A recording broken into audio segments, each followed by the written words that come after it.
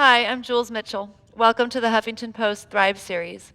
Today I have Anna and Christine with me here, and our class is called Yoga Ab Workout. We're going to do just about 5 minutes of some ab stuff that's really particular, or really focused on yogic techniques, so to speak, or yogic skills. So go ahead and lie down on your back. Bend your knees, put your feet flat on the floor.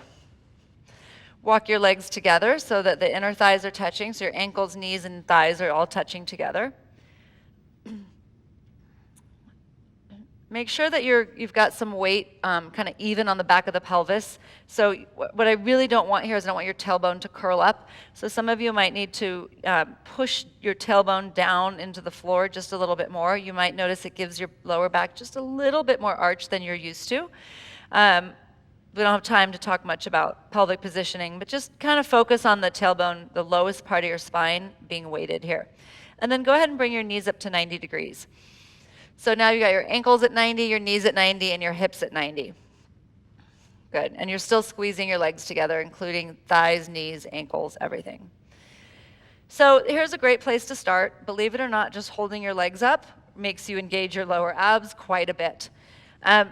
The next progression for this is to stretch your legs straight up. Anna's not going to do it, but Christine's going to stretch her legs straight up. This requires hamstring flexibility.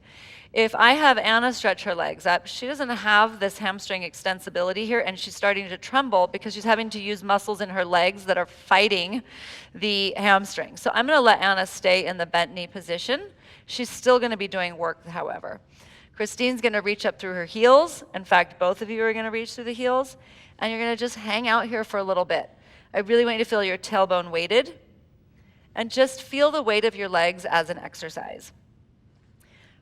This is sort of my prerequisite for headstand. If you can't hold your legs up for at least 5 minutes, then to me you don't have the strength in the lower abdominals to actually hold your legs up when you're upside down. So this is a really great pose to do regularly.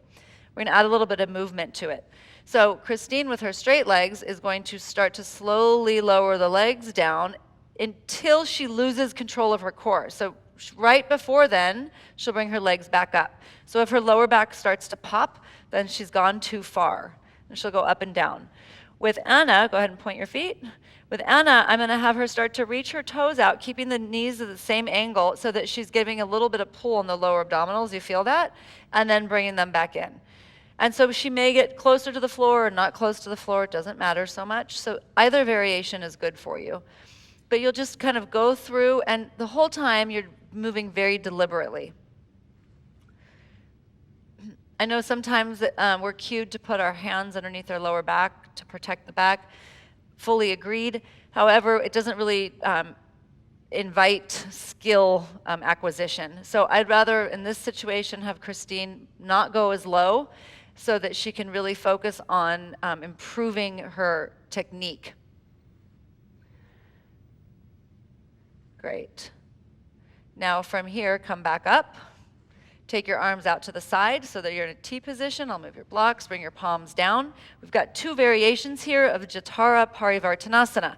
So Anna's going to twist to the right, bringing her knees toward her elbow. Christine's going to twist to her right, bringing her feet toward her fingertips, toward her hands. And again, they're only going to go as far as they can without popping the opposite shoulder up, and then come back to the center with control, not momentum, and then go to the other side. The opposite waist resists. So as your legs go to the left, the right waist resists and gets long. It's almost like you're rounding the pelvis a little bit. And then come back to the center. It's called stomach turning pose.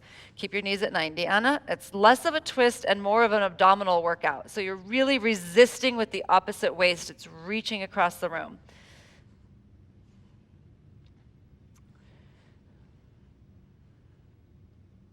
Good, couple more.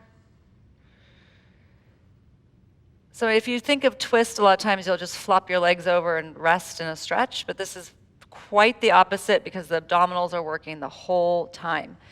Next time you're on the left side, come back to the center and go ahead and bring the legs down and rest. Thank you for tuning in to your daily dose of yoga.